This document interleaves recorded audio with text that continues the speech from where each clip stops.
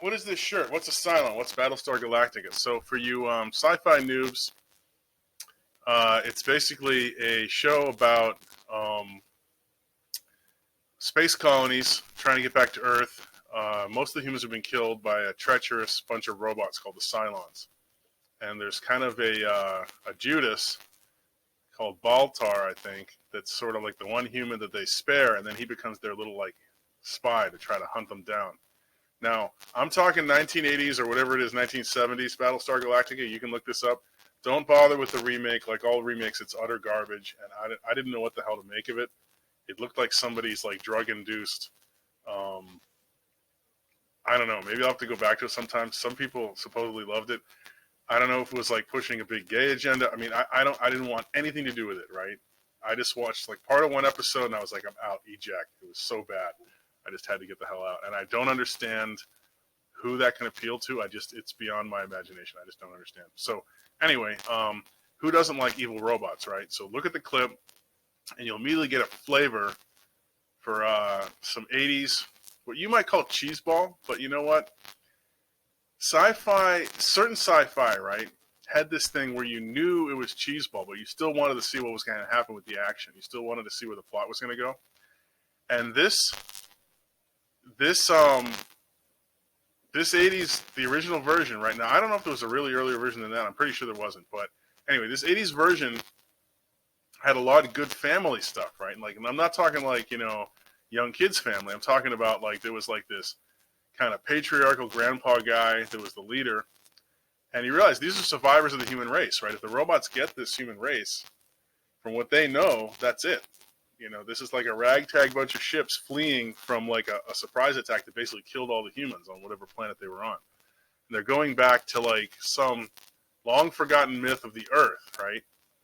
And don't ask me how they're so far ahead in technology to have like, giant spaceships, whereas we don't have that here. Don't ask me if that's like some Einstein, relativity stuff or what's going on there. But anyway, they're on their way back. It's not like a one episode trip, right? It's going to take like months or years or whatever. And they're constantly being heckled and, and there's even some mysticism in it. I remember one point they had this weird episode that was like some devil down in like on the planet or some weird evil spirit or something that almost got him. It was like almost like a devil vampire or some crazy stuff. Kind of like the episode of Buck Rogers with Gil Gerard where there's a space vampire, which was, and I'm telling you, Hollywood, please do more movies where there's an intersection of science fiction and horror. That is a great place to be. That is, you have instant megalicious fan base if you do that. But the space vampire in Buck Rogers, I'm not even going to ruin it. You're going to have to go look that up. That's like your homework. But put it this way, it's one of the scariest things you're ever likely to see. And these days, they'd probably, now, I don't know. I don't know if they do TV rating stuff these days, but it's like, it was scary enough that it gave me some nightmares when I was a little kid, that kind of thing. And it was really, no one had ever thought of that before, that idea for the space vampire. So go check that episode out in Buck Rogers in the 25th Century with Gil Gerard, the original, not any of this, new stuff. Oh, and the other thing about Battlestar Galactica that was like a complete hate crime, like a hate crime cubed, right, was they took Starbuck and made it a woman. And this is like, why do you do this? Like, this is so bad. This is like cultural vandalism, like the great Victor Van Doomcock said, right? Go check out his channel on Star Wars and all this stuff. It's a perfect example of like why. The whole point of the two guys in the original, right? And one was played by the face man from the A-Team, like one of the super good-looking guys from the 80s. And the other Apollo was played by whatever, I forget his name too. But they had a camaraderie, right? It was like two guys from different backgrounds that were like, trying to go out and fight these robots all the time in their starships. And they had it's kind of like Top Gun in space, right? A little bit. But they had like cool camaraderie and they would give each other, they would insult each other, kind of like good friends do, right? It was like some good kind of male camaraderie stuff going on. It was pretty awesome. And then, of course, there was a little bit of romance with whoever, there were some lady warrior pilots or whatever they got it going on there. And, and then there were like, there was like various things going on. I forget the whole thing. I haven't watched it in like 20 years, right? So, but it's very watchable. It's better than anything that's on TV now by far.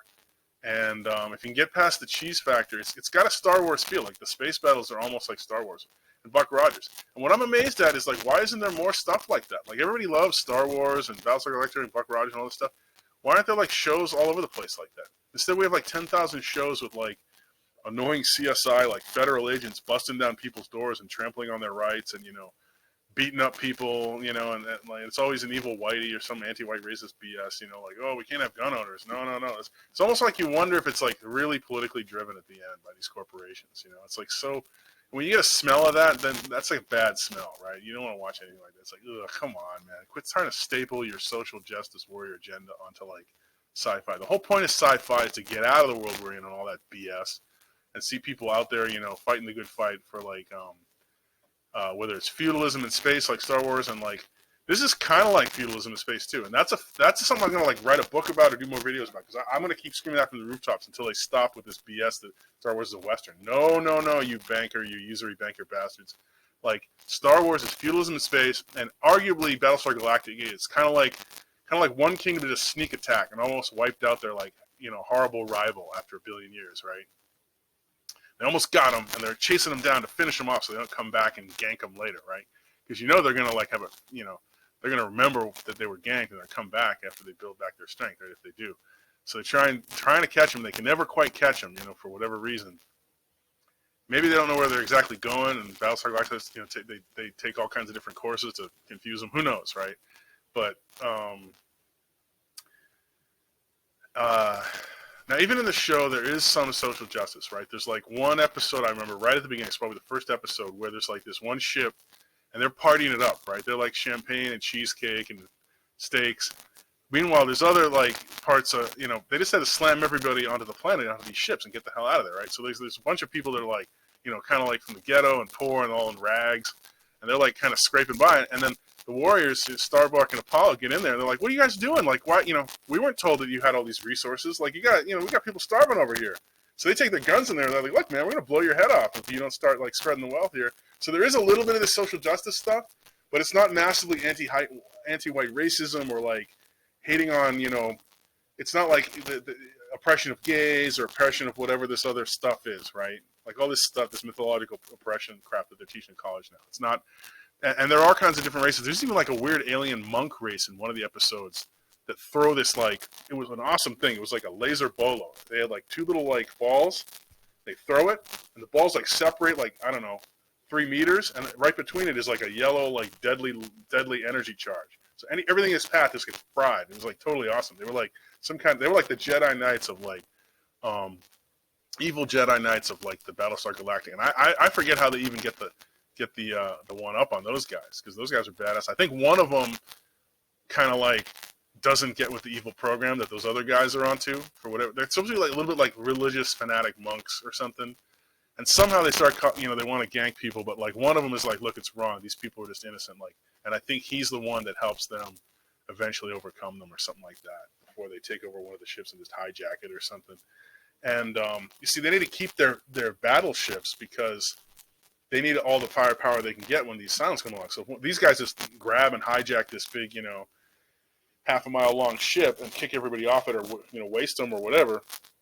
That's that's like I think they only have like the one fighting ship to defend all the other little kind of crappy yachts and space yachts that are just like semi-armed, like not even well armed. And so it's got. What I gotta say, it's like a real sci-fi show in the fact there's a lot of different stuff going on.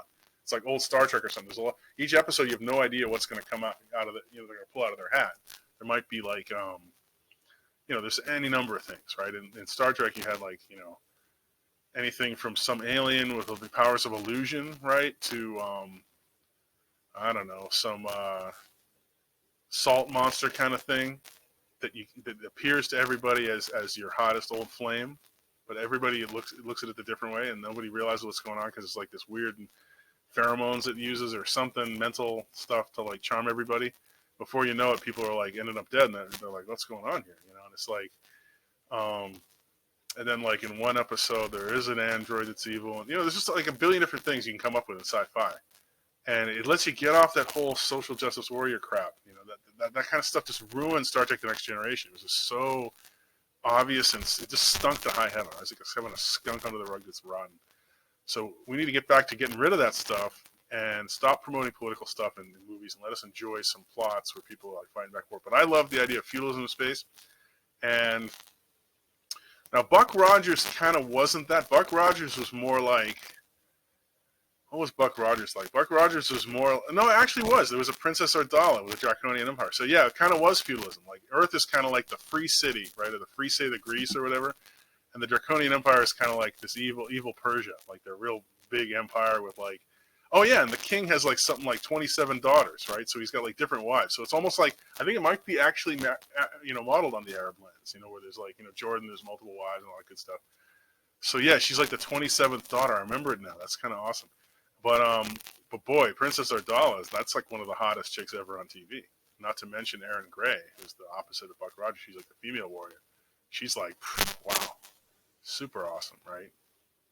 And what else have we got? That's about it. Battlestar Galactica, just like the Doctor Who and everything, and the Star Trek and Star Wars and everything, the new stuff all is just utter garbage. So try to dig up some of this old stuff, and before you say, okay, you're some old guy or whatever, your taste stinks, go check it out. Just watch the clip. It's 1 minute, it's 2 minutes. Watch half of it, right? And you'll see the difference of what I'm talking about. And when you see it, you'll know.